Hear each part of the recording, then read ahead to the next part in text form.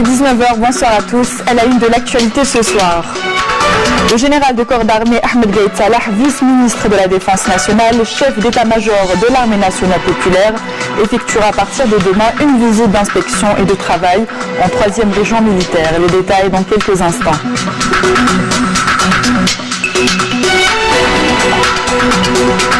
Ouverture aujourd'hui du procès de Bachir Tertag, Mohamed Mediane, Saïd Bouteflika et de la dénommée Louisa Hnoun au tribunal militaire de Blida, un procès inédit dans l'histoire du pays. Ils sont accusés d'atteinte à l'autorité de l'armée et complot contre l'autorité de l'État.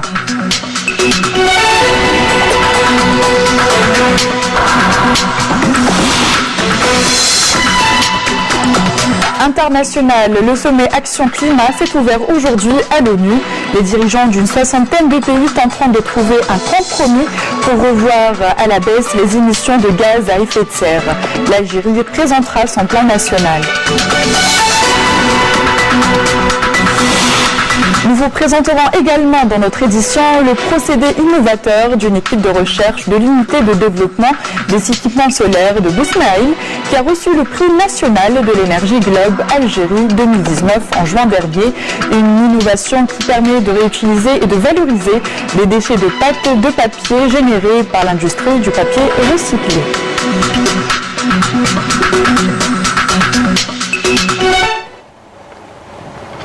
Voilà donc pour les titres, bienvenue à tous. Comme on vous le disait il y a quelques instants, le général de corps d'armée Ahmed Gaïd Salah, vice-ministre de la Défense nationale, chef d'état-major de l'armée nationale populaire, effectuera à partir de demain une visite d'inspection et de travail en 3e région militaire à Béchar. Lors de cette visite, le général de corps d'armée procédera à l'inspection de certaines unités et tiendra des réunions d'orientation avec les cadres et les personnels de la 3e région militaire. L'actualité de ce lundi a été marquée par ce procès inédit dans l'histoire de l'Algérie indépendante. Le procès dénommé Atman Tertag, Mohamed Mediane, Saïd Bouteflika ainsi que la dénommée Louisa Hnoun s'est ouvert ce matin au tribunal militaire de Blida. Ils sont accusés d'atteinte à l'autorité de l'armée et complot contre l'État. Contre l'autorité de l'État, une présence importante de la presse a été consacrée durant la journée.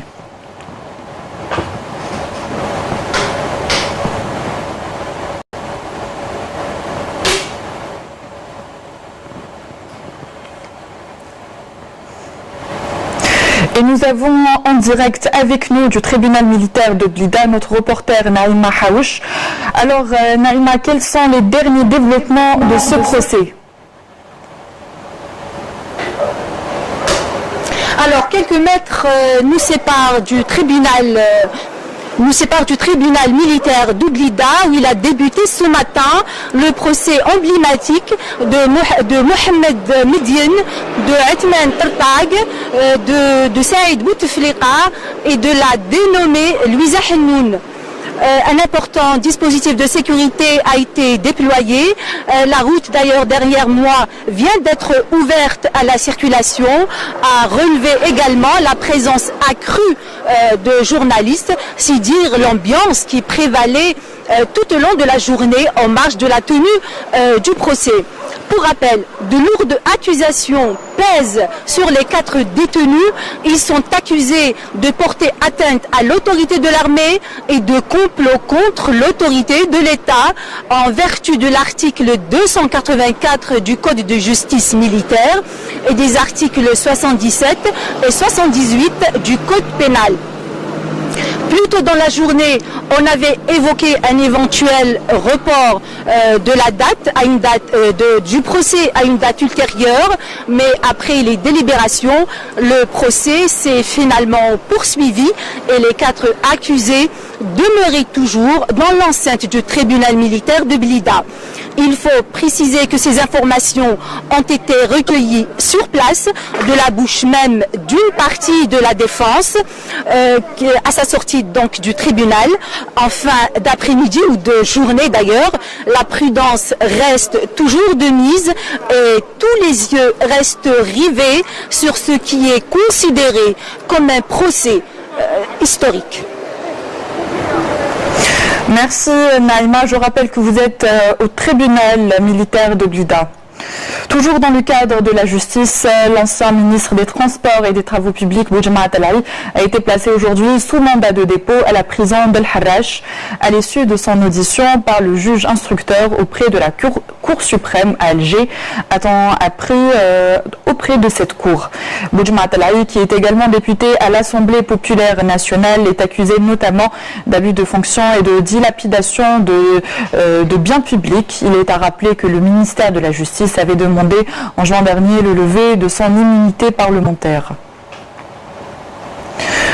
Le Premier ministre Nourdine Bedoui a présidé aujourd'hui un conseil interministériel consacré à l'étude du plan de développement de l'activité de l'entreprise Sonatrach ainsi que l'avant-projet de loi relatif aux hydrocarbures, et ce en présence des ministres des Finances, de l'Énergie, de l'Industrie, du ministre secrétaire général du gouvernement et du président directeur général de Sonatrach.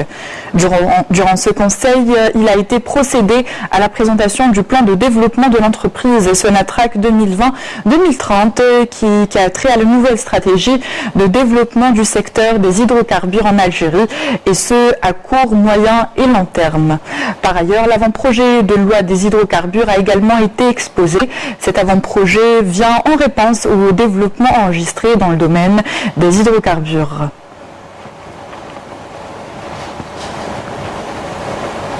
La wilaya de Ghardaïa a bénéficié de plusieurs projets relevant du secteur de la santé et son application aux nombreuses mesures relatives à l'amélioration de la couverture sanitaire dans les wilayas du Sud et des hauts plateaux.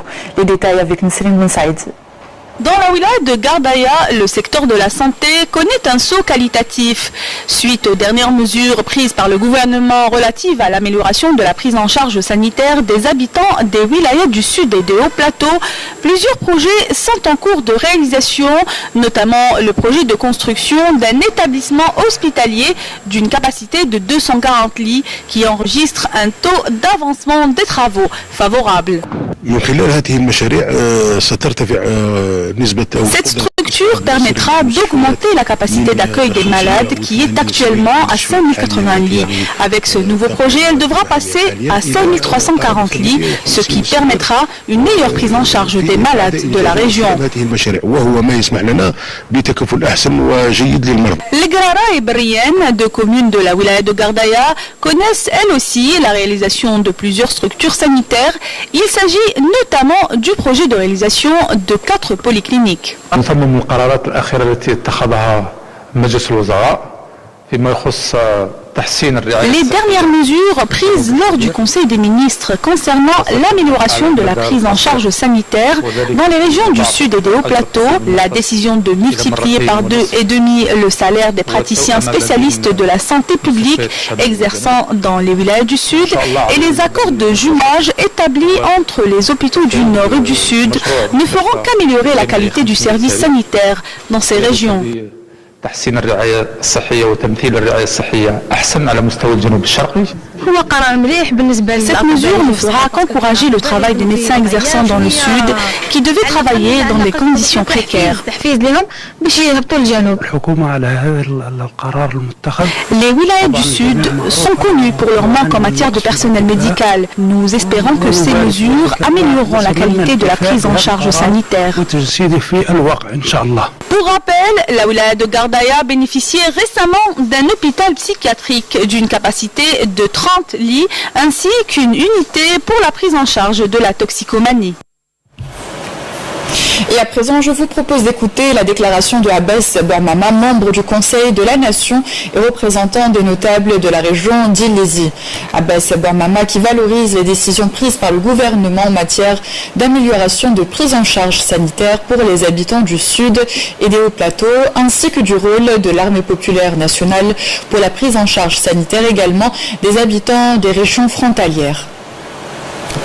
المواطن اليوم لازم تكون عنده هذا الوعي وهذه الدرايه وهذه الحكمه، لان المرحله هذه تتطلب حكمه في ظروف مثل هذه اللي الانسان لازم يشوف التحديات نتاع الدول اللي راهي تمر بها، يشوف الظروف الصعبه اللي راهي تمر بها البلاد من الناحيه الاقتصاديه، وهذا ما يمكنش انه نبقاو بدون رئيس حتى المراحل الاخرى. هذا الشيء اللي يخلينا نتمنوا اليوم الاجراءات اللي راهي تقوم بها وحنا نظن باللي الضمانات اليوم كل متوفره من خلال اللجنه ولجنه المراقبه، من خلال الاجراءات القوانين، هذه كل امور اللي ساهمت في على الاقل اطمئنان بالنسبه للمترشحين.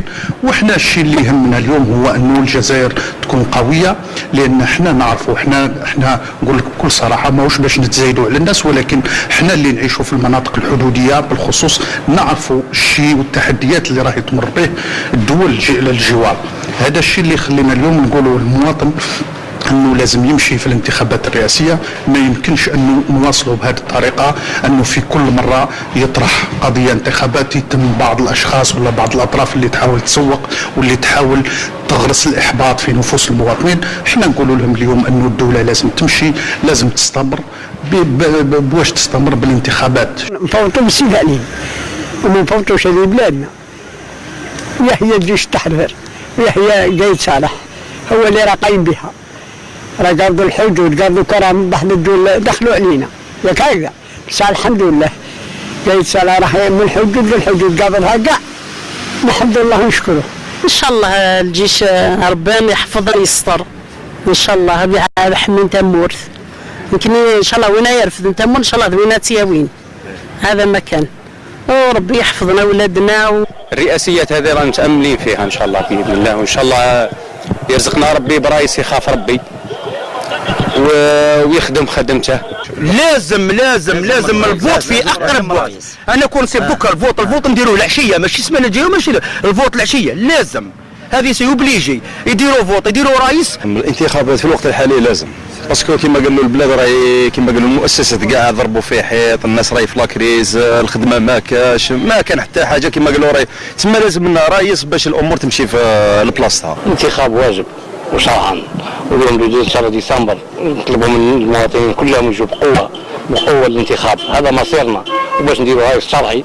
12 ديسمبر ان شاء الله لا جعلوا ان شاء الله خير علينا وعلى المسلمين كاملين وعلى الجزائريين كاملين، وحنا نتمنى ان شاء الله الخير للبلاد والعباد. الجيش هاو حقه، ومام يعني مام اللي راهم سهرانين والجيش واللي راهم شادين لنا البلاد الحمد لله ربي يسترهم. يعني الجيش ما شاء الله وان شاء الله هما اللي كما احنا نقولوا راهم قدوه، ربي يسخرهم، ربي يعني من الناس صالحين، ربي جاب هذا العباد باش يسقموا لنا البلاد. هذا ما كان نعيشوا مهنيين ان شاء الله نروح مي غنبوطي ان شاء الله كنلقى رجل مناسب للبلاصه المناسبه ان شاء الله.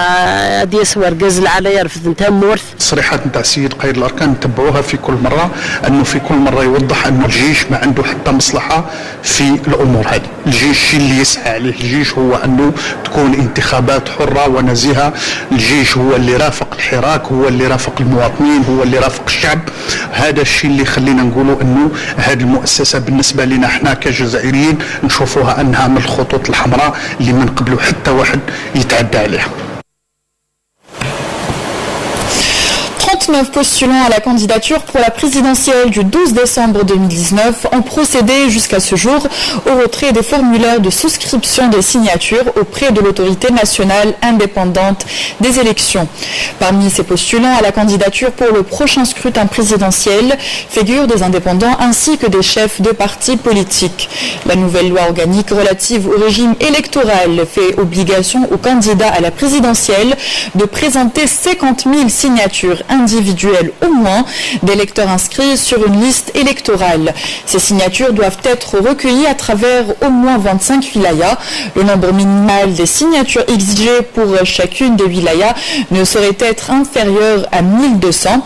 Par ailleurs, l'opération d'inscription et de révision exceptionnelle des listes électorales qui a débuté hier se poursuivra durant 15 jours conformément au décret présidentiel portant convocation du corps électoral en vue de l'élection du président de la République devant se tenir le 12 décembre prochain. Et de la politique, on passe à la diplomatie. Le ministre des Affaires étrangères, Sabri Boukaddoum, s'est entretenu hier à New York avec son homologue français Jean-Yves Le Drian. Lors de cet entretien, en marge de la 74e session de l'Assemblée générale des Nations unies, les deux ministres ont passé en revue l'état de la coopération bilatérale et les perspectives de son renforcement. Les questions de la circulation des personnels et de l'investissement ont fait l'objet d'un échange approfondi lors de cette rencontre. Les deux ministres ont également procédé à un échange de vues sur les questions régionales et internationales d'intérêt commun, notamment la situation en Libye, au Mali et au Sahara occidental.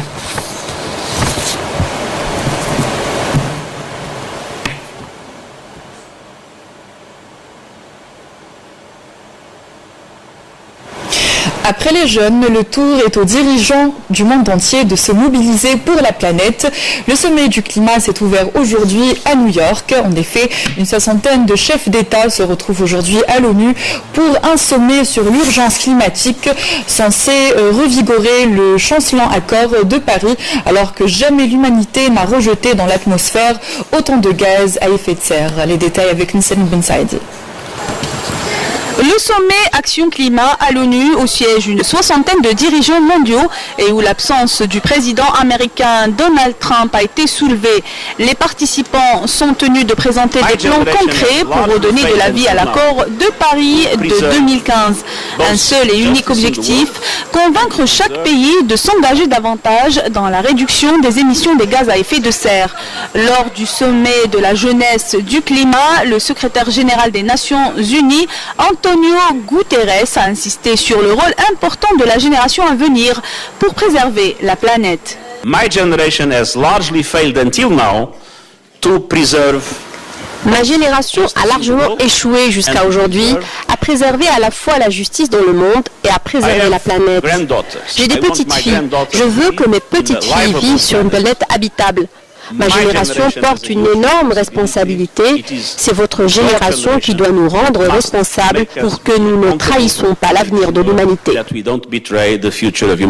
Face à l'emballement du dérèglement climatique, Antonio Guterres a appelé les États à réduire les émissions de gaz à effet de serre de 45% d'ici à 2030 et atteindre la neutralité carbone d'ici à 2050. Les principaux organismes climatologiques mondiaux ont publié à la veille du sommet Action Climat un rapport publié dans le site officiel de l'organisation intitulé Unis dans la science et qui contient des détails sur l'état du climat et présente les tendances en matière d'émissions et de concentration des principaux gaz à effet de serre dans l'atmosphère. Ce rapport souligne l'urgence d'une transformation socio-économique fondamentale dans ces secteurs clés tels que l'utilisation des terres émergées et l'énergie afin d'éviter une augmentation dangereuse des températures mondiales dont les impacts pourraient être irréversibles. Retour chez nous à présent. Le ministre de la Communication, porte-parole du gouvernement, Hassan Al-Abhi, a affirmé aujourd'hui que l'intérêt accordé aux enfants constitue un investissement sûr dans l'avenir du pays, impliquant pour nous tous une action complémentaire et une grande mobilisation des ressources humaines et matérielles. Le ministre s'est exprimé dans le cadre de la 4e session de formation au profit des membres du réseau des journalistes algériens pour le renforcement des droits de l'enfant, soulignant que l'attention accordée à l'enfant s'illustre à travers les différentes politiques adoptées basées sur le principe de l'enseignement gratuit et obligatoire et de l'accès aux soins de santé, outre les services de solidarité au profit de certaines catégories d'enfants. On écoute le ministre de la Communication, porte-parole du gouvernement et ministre de la Culture par intérim. Le secteur de la communication apporte son plein soutien aux efforts visant à promouvoir les conditions de l'enfant, qui est l'homme de demain et l'avenir du pays. Le ministère a consenti des efforts considérables pour concrétiser la politique de l'État, qui a déjà élaboré un plan national de communication pour la promotion des droits de l'enfant, avec la participation du secteur de la communication et des acteurs concernés. Dans ce contexte, les établissements placés sous tutelle attachent un intérêt particulier à consacrer les droits de l'enfant algérien à l'information, à la culture et aux loisirs, de par son attachement à son identité et aux fondements nationaux et civilisationnels. Économie nationale, le ministre du Travail, de l'Emploi et de la Sécurité sociale, Tidjani Hassan Heddam, a procédé aujourd'hui à Alger à l'ouverture des travaux de la journée d'études sur la transition de l'économie informelle à l'économie formelle. L'objectif de cette journée est d'examiner les moyens à même de permettre à l'Algérie d'emprunter la voie d'une économie pouvant intégrer les activités informelles, échappant jusque-là à la régulation de l'État. Je vous propose d'écouter le propos de Tidjani Hassan Heddam. نظمنا يوم دراسي حول الانتقال من الاقتصاد. Nous avons organisé une journée d'études sur la transition de l'économie informelle à l'économie formelle. Ce sujet est sensible, très sensible.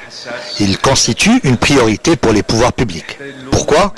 Parce que l'économie informelle impacte les travailleurs, dans la mesure où ils ne sont pas affiliés à la sécurité sociale, que ce soit eux ou leurs ayants droit. Deuxième point, il y a l'évasion fiscale et parafiscale. Troisième point, la protection de nos travailleurs. Lorsqu'ils sont affiliés à la sécurité sociale, ils bénéficient, outre les médicaments, d'autres avantages dans le cadre des accidents de travail. Ces efforts répondent aux principes sociaux de l'État algérien, qui veille à la concrétisation des objectifs et des textes fondamentaux de l'Organisation internationale du travail, ainsi que les objectifs du développement durable des Nations Unies.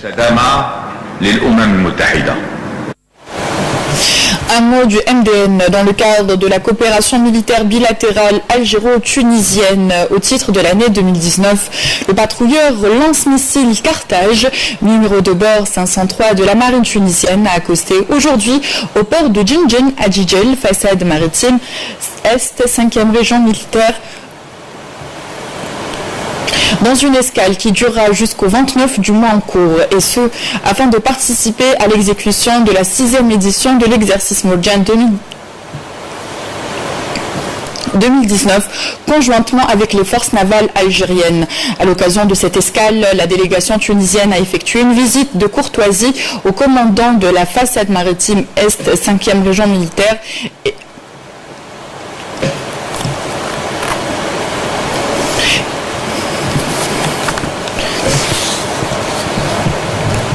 l'exercice sera mené en trois phases dédiées à l'entraînement et à la préparation des actions en mer, à savoir des activités tactiques, une opération air-mer conjointe de recherche et d'interception d'un navire se livrant à un trafic illicite et un exercice de recherche et de sauvetage en mer avec la mise en place du centre des opérations militaires conjointes. Il est à signaler que l'exécution de ce genre d'exercice périodique contribuera à la consolidation des capacités des deux parties dans le domaine de la coopération maritime à travers des actions communes permettant de faire face à d'éventuelles menaces ou dangers pouvant porter atteinte à la sécurité maritime. Et dans le cadre de la lutte antiterroriste, un détachement de l'ANP a découvert et détruit hier, suite à une opération de fouille et de ratissage à Médéa, première région militaire, 12 casemates pour terroristes contenant des effets vestimentaires et divers objets. Dans le cadre de la lutte contre la contrebande et la criminalité organisée, des détachements de l'ANP ont intercepté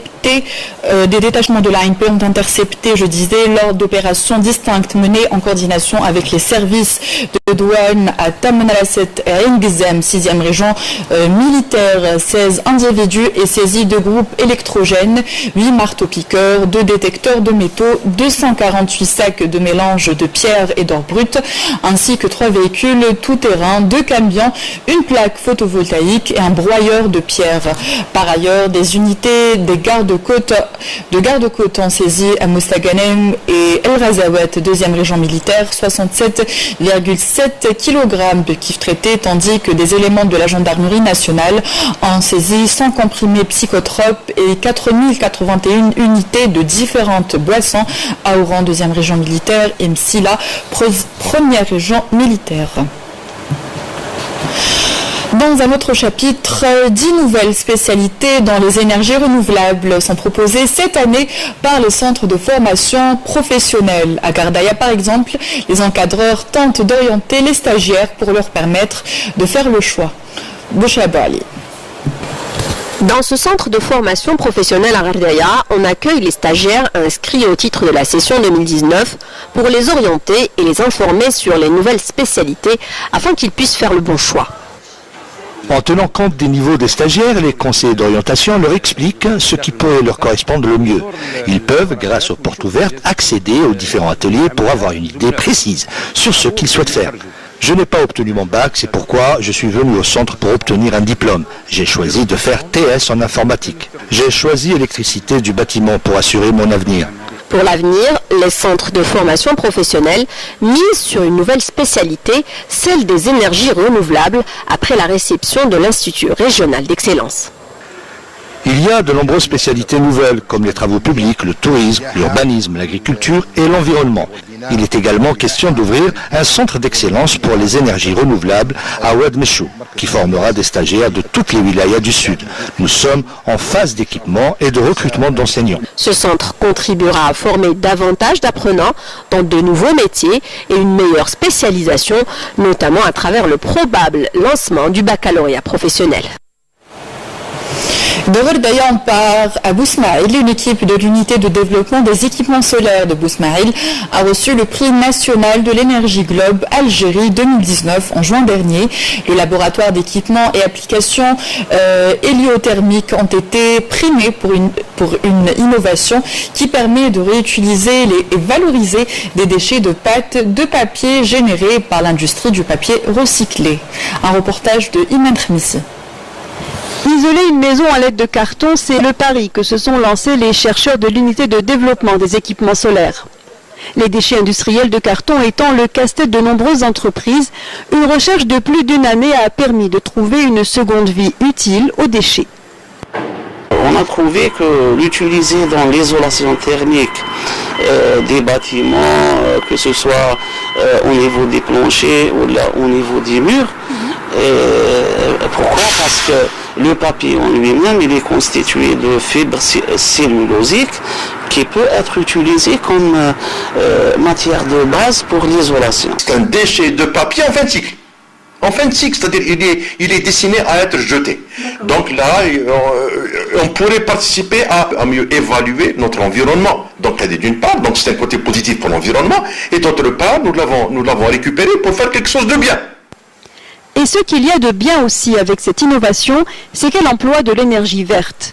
Le carton et les déchets de papier sont traités et séchés à l'aide de séchoirs qui fonctionnent à l'énergie solaire. Objectif final de la recherche, intégrer la brique dans la liste des matériaux de construction. L'objectif, c'est ça, c'est de l'implémenter et de généraliser son utilisation dans ce secteur.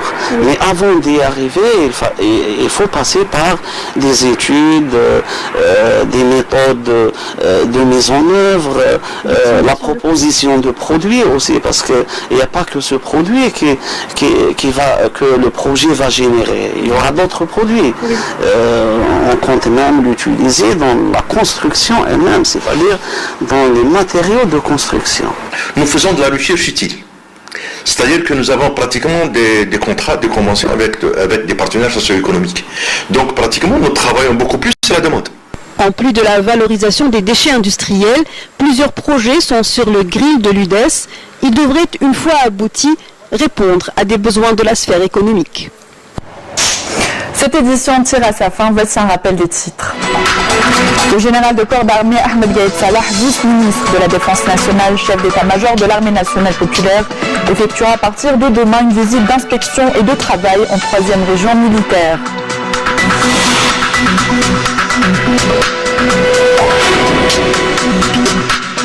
Ouverture aujourd'hui du procès de Bachir Tertag, Mohamed Medine, Saïd Bouteflika et de la dénommée Louisa Hanoun au tribunal militaire de Blida, un procès inédit dans l'histoire du pays.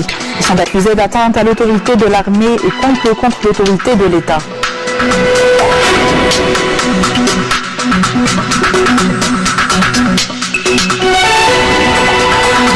International, le sommet Action Climat s'est ouvert aujourd'hui à l'ONU. Les dirigeants d'une 60aine de pays tenteront de trouver un compromis pour revoir à la baisse les émissions de gaz à effet de serre. L'Algérie y présentera son plan national.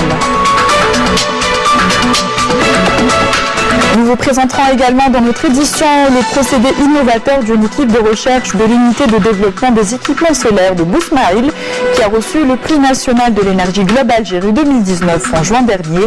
Une innovation qui permet de réutiliser et de valoriser des déchets de pâte de papier générés par l'industrie du papier recyclé. Merci à tous de nous avoir prêté attention et de nous être fidèles. Excellente soirée sur Canal Algérie et à demain.